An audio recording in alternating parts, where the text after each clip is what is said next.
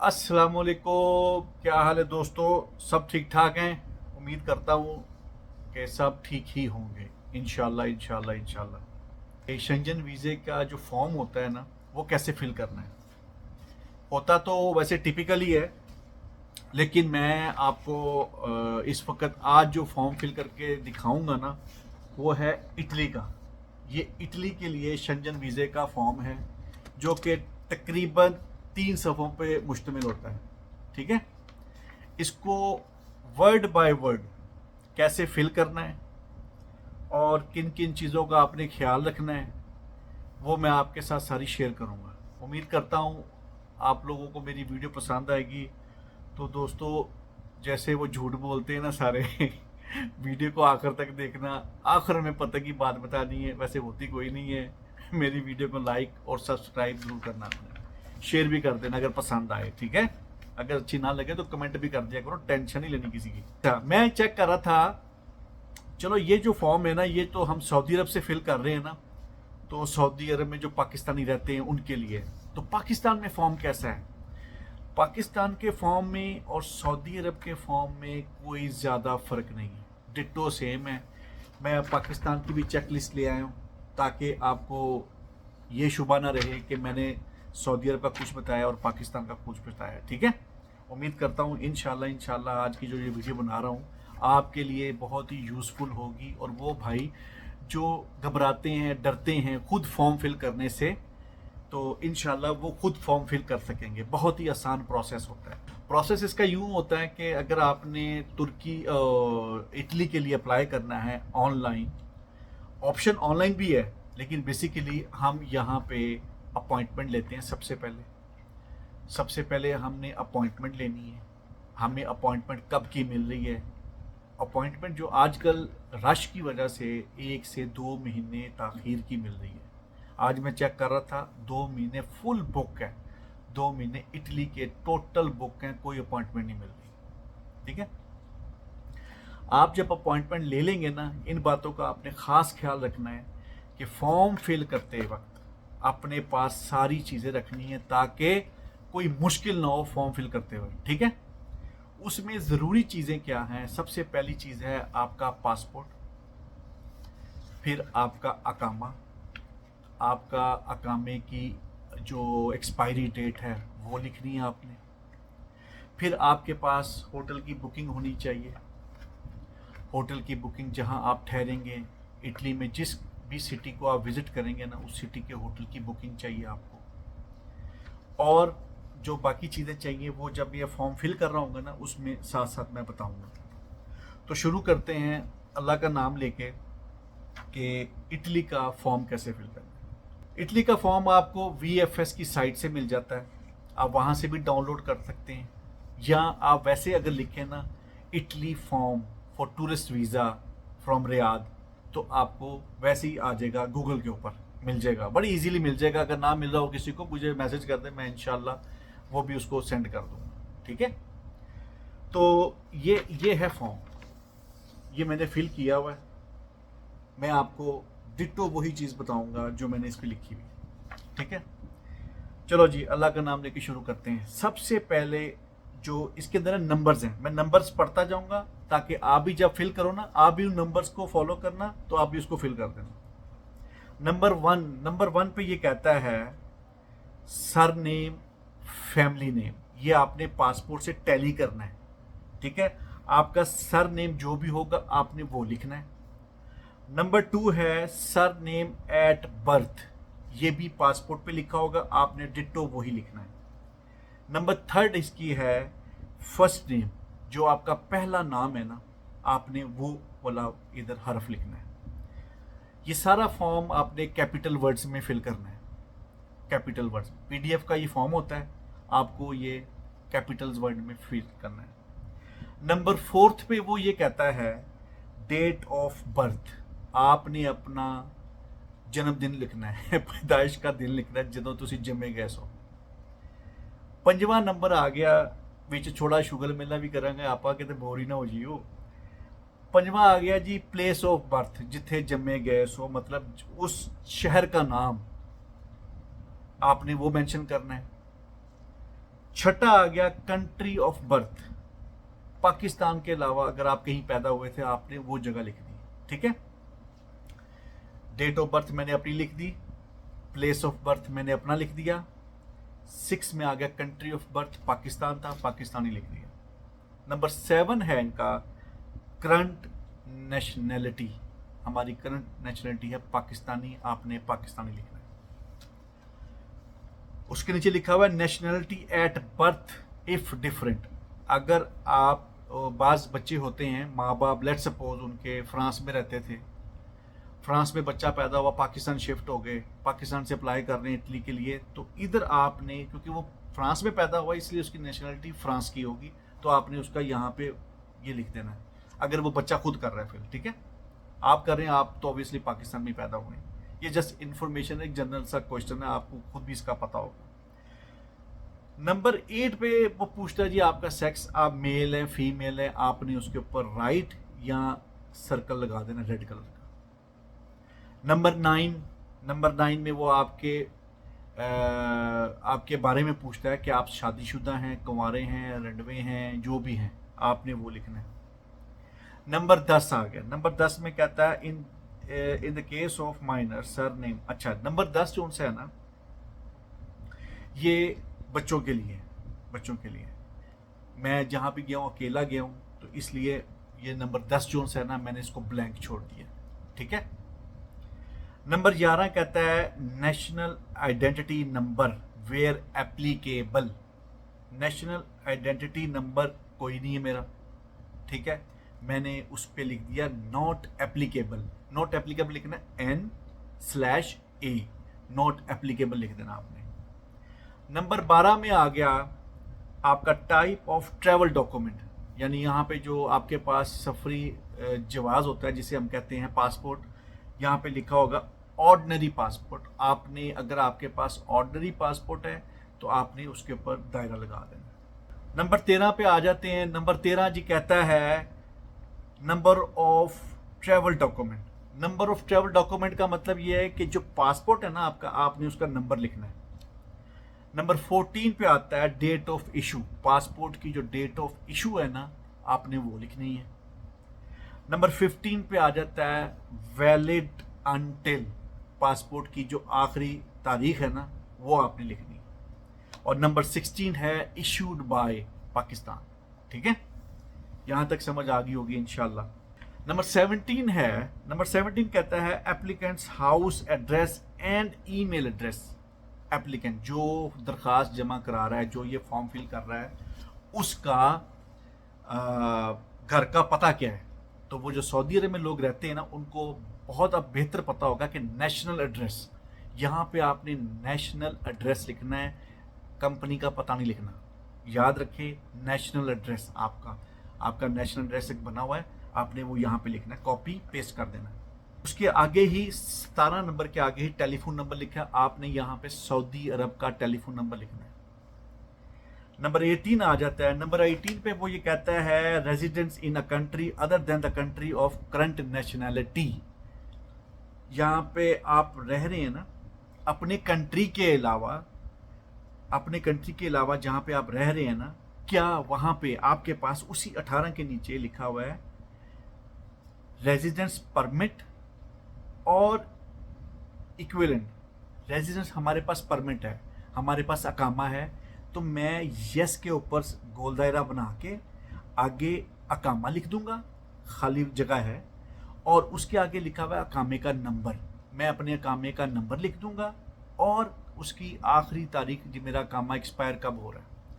ये मैं दोबारा रिपीट कर देता हूँ। 18 नंबर जो उनसे है ना, ये पूछ रहा है कि अगर आप अपने कंट्री के अलावा किसी और कंट्री में रह रहे हैं ना, तो उसका परमिट अगर आपके पास है, जिस तरह वर्क परमिट हमारे पास अकामा है ना हमारा, हम अपना अकामा नंबर, उसकी आखिरी तारीख और अकामा लिख देंगे।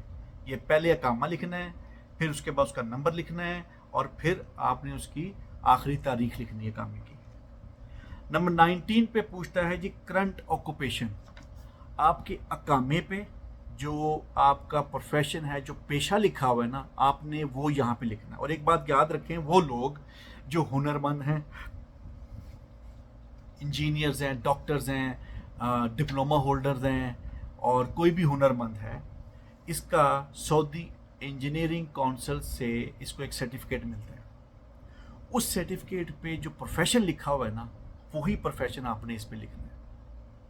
ठीक है, मैं एक ड्राफ्ट्समैन हूँ, तो मैंने क्या किया, सबसे पहले अपना सऊदी इंजीनियरिंग काउंसिल का पेज खोला, उसमें सर्टिफिकेट के ऊपर लिखा हुआ था इंजीनियरिंग ड्राफ्ट्समैन। मैंने फिर वही कॉपी किया और वही इसके ऊपर लिख दिया, क्योंकि अकामे पे भी मेरे यही लिखा हुआ है। ठीक है, उसके बाद आ जाते हैं जी, ये कहता है नंबर 20। अब हम नंबर 20 पे आ चुके हैं। नंबर 20 कहता है जी employer and employer address. Number 20 वो बेसिकली पूछ रहा है जहाँ पे आप जॉब करते हैं ना, उसका पता क्या है। आपने अपनी कंपनी का नाम लिखना है और सारा पता लिखना है, जो भी सऊदी अरब में जहाँ पे भी वो वाक़या है, जद्दा है, रियाद है, दमाम है, कसीम है, बुरेदा है, जहाँ पे भी है। ठीक है, 21 नंबर पे आ गए। 21 नंबर है जी इसका। 20 नंबर 1 कहता है जी मेन पर्पस ऑफ जर्नी। आपका मकसद क्या है जाने का। तो उसमें सबसे पहला जो पॉइंट है ना, वो लिखा हुआ है टूरिज्म। तो मैंने उसको लिखना है, टूरिज्म लिखना नहीं, उस पर सिर्फ सर्कल मार्क कर देना है कि मैं टूरिज्म पर्पस पे जाना चाहता हूँ। उसके आगे ना और भी कुछ लिखे हुए, बिजनेस ट्रिप हो गया, विजिटिंग फैमिली फ्रेंड्स हो गया, वो आपके उस ट्रैवल से रिलेटेड जो भी कोई मालूमात आपके पास ऑलरेडी पड़ी नहीं है, आपने उसके हिसाब से क्लिक करना है। लेकिन मैं एज ए टूरिस्ट अप्लाई कर रहा हूँ, तो मुझे जो सूट करता है ना, वो करता है टूरिज्म। उसके बाद आ जाते हैं नंबर 22 में कहता है मेंबर स्टेट्स ऑफ डेस्टिनेशन। इसका मतलब ये होता है जिस मुल्क में आपने सफ़र करना है ना, उसका नाम क्या है। मैंने इटली जाना था, तो मैंने इटली लिखा, मेंबर स्टेट क्या लिख दिया, इटली। 22 के आगे ही 23 नंबर है member state of first entry.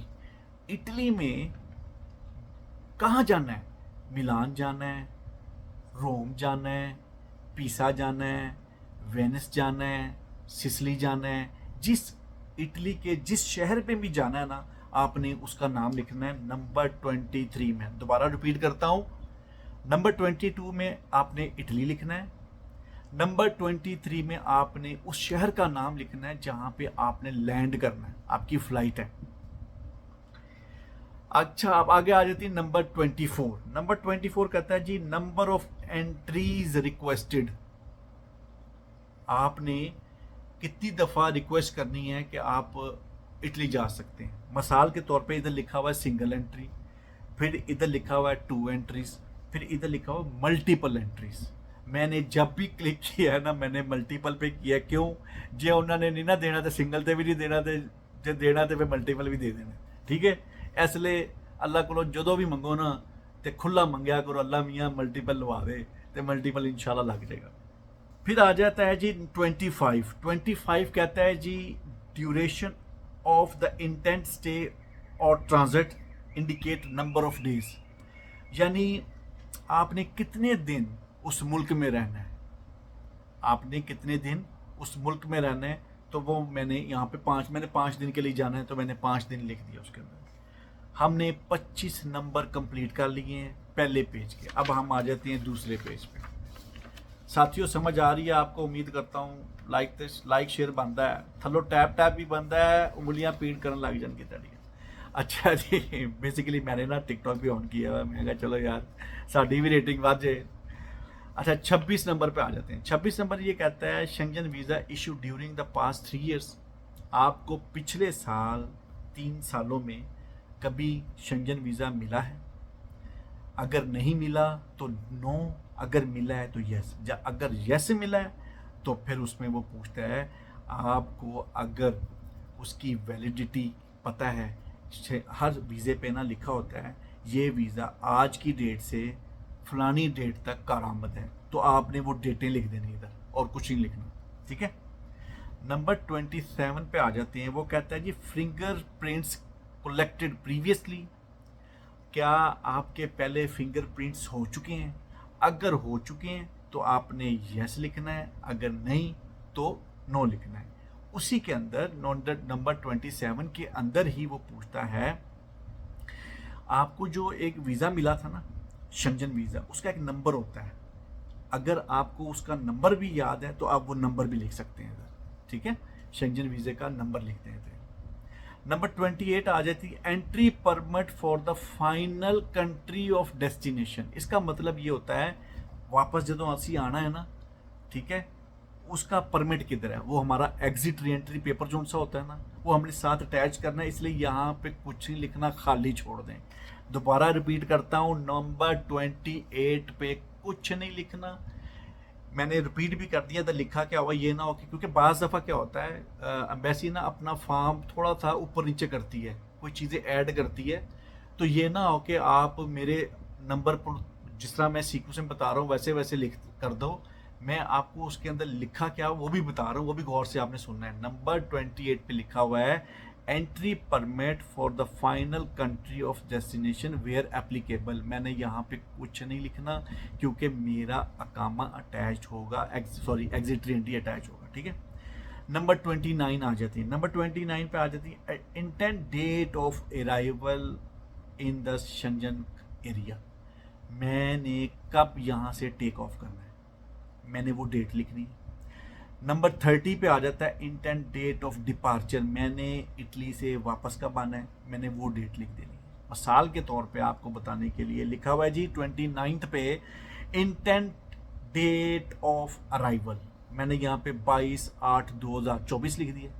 लिखा हुआ है जी अगले डब्बे में 30 नंबर है, 30वां नंबर है ये, intent date of departure from the Schengen area. मैंने यहाँ पे वहाँ से जो मेरी वापसी की फ्लाइट है ना, मैंने वो डेट लिख दी। इसके बाद आ जाते हैं नंबर 31।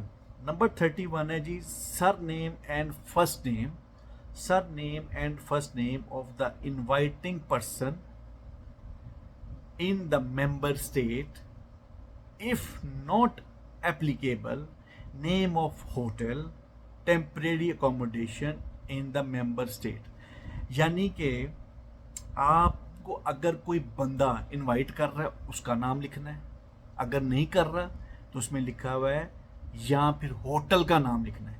मैंने एक होटल बुक किया है, मैंने उसका नाम लिख दिया है और उसका पता लिख दिया है। नंबर 31 में इनवाइटिंग पर्सन या होटल की बुकिंग लिखनी है, नंबर 31।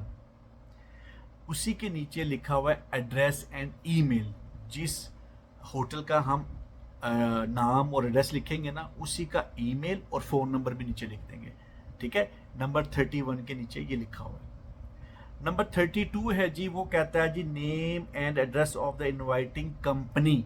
बाज़ लोगों को ना कंपनी इनविटेशन भेजती हैं, तो वो 32 पे ना वो उस कंपनी का नाम लिखेगा जिस कंपनी ने उसको इनवाइट किया है, उसके डॉक्यूमेंट अटैच करेगा, वो एक डिफरेंट स्टोरी है, ठीक है। 32 में मेरा कोई लेना देना नहीं, मैंने इसको ब्लैंक छोड़ दिया। 33 नंबर पे आ जाते हैं। 33 नंबर कहता है जी cost of travelling and living during the applicant stay in covered. जो आपने वहाँ पे रहना है उसका खर्चा कौन बर्दाश्त करेगा, आप करेंगे। लिखा होगा उधर बाय द एप्लीकेंट हिमसेल्फ, दायरा बना दें।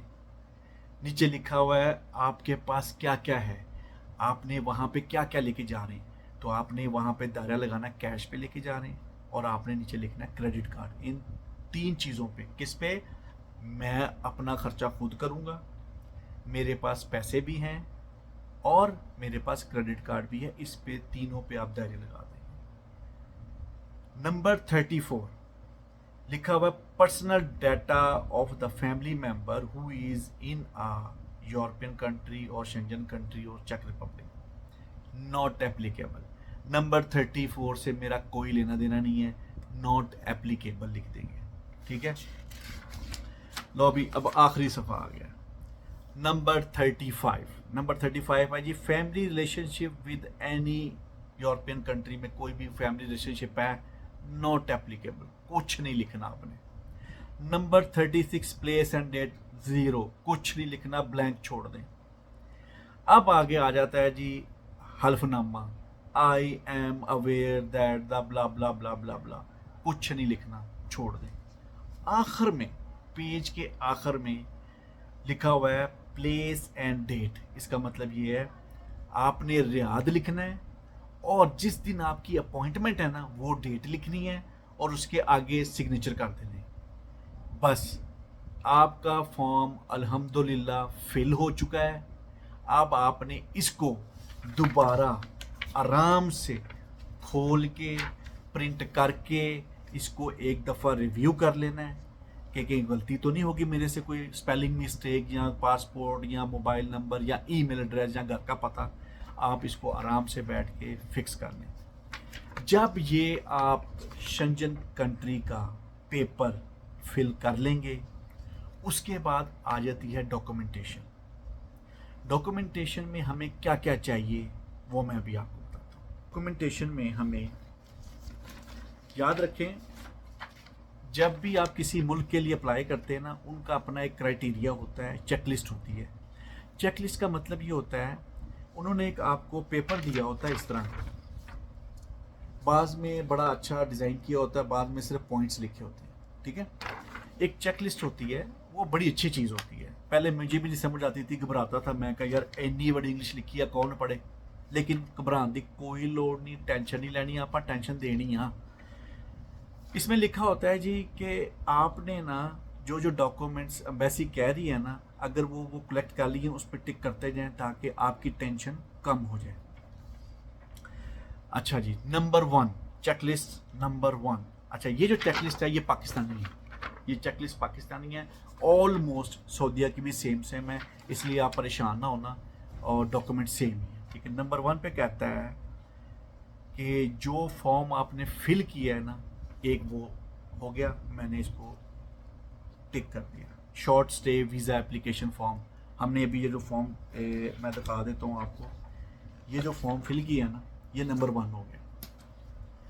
नंबर 2 पे ये कहता है 2 colour passport size photographs know older than 6 month. यानी आप फ्रेश तस्वीर खिंचवा लें, जिसको 6 महीने ना हुए हो ना, पुरानी तस्वीर पड़ी 3 महीने पहले खिंचवाई थी तो वो कोई इशू नहीं, वो भी चल जाएगा, लेकिन फ्रेश खिंचवा लें तो वो अच्छा है।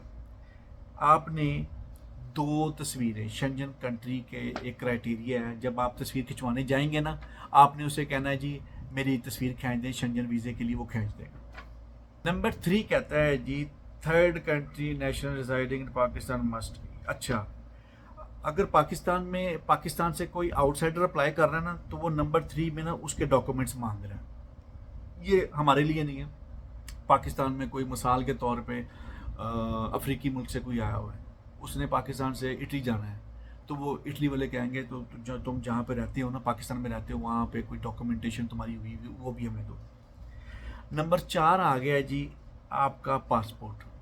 आपने अपने पासपोर्ट की कॉपी और ओरिजिनल पासपोर्ट साथ रखना है। हाँ, मुझे याद आ गया, मैं भूल गया था, ये चीज़ें प्रिंट आउट करनी है आपने। अभी तक नंबर 4 तक पहुँचे हैं, ठीक है। फॉर्म प्रिंट कर लिया आपने, उसके बाद तस्वीरें भी प्रिंट करवा ली हैं। नंबर 3 पे जो पाकिस्तान से बाहर आए हुए हैं उनके लिए सपोर्टिंग डॉक्यूमेंट्स चाहिए थे, उन्होंने वो प्रिंट करवा लिए हैं। नंबर 4 जो सा है ना, ऑर्डिनरी पासपोर्ट की कॉपी और ओरिजिनल, ये आपने साथ रखना है।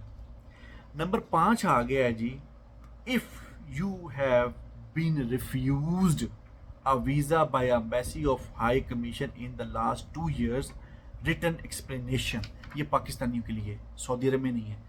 पाकिस्तानियों के लिए क्या है, 5वां नंबर, वो ये कहता है कि अगर आप किसी एम्बेसी से रिफ्यूज़ल आई हुई है ना आपकी, तो पिछले 2 सालों में आई हुई है, तो ना एक पेपर पे उसको ना एक्सप्लेन करो कि उन्होंने आपको रिफ्यूज़ क्यों किया। एक्सप्लेनेशन मांग रहे हैं कि आपका वीज़ा रिजेक्ट क्यों किया गया, ठीक है। नंबर 5 है। नंबर 6 आ गया जी, original and copy family registration certificate. ये पाकिस्तान से है, पाकिस्तान से FRC मांगते हैं, इधर से नहीं मांगते, ठीक है। पाकिस्तान से आपने अपने FRC प्रिंट करना है, वो कहीं पे भी अब वीज़ा होना, पाकिस्तान से आई थिंक FRC चाहिए। नंबर 7 आ गया जी, for under age children under travelling with a single parent और ब्ला ब्ला ब्ला। बच्चे साथ नहीं जा रहे, सिंगल अप्लाई कर रहा हूँ, इस चीज़ की नंबर 7 की टेंशन न लें। नंबर 8 आ गया जी, original signed letter of applicants company. Yes, मैं आपको जैसे कहता होता हूँ ना, दुनिया में कहीं भी सफ़र करना है, जॉब लाजमी है, कंपनी एम्बेसियाँ जॉब लेटर मांगती हैं।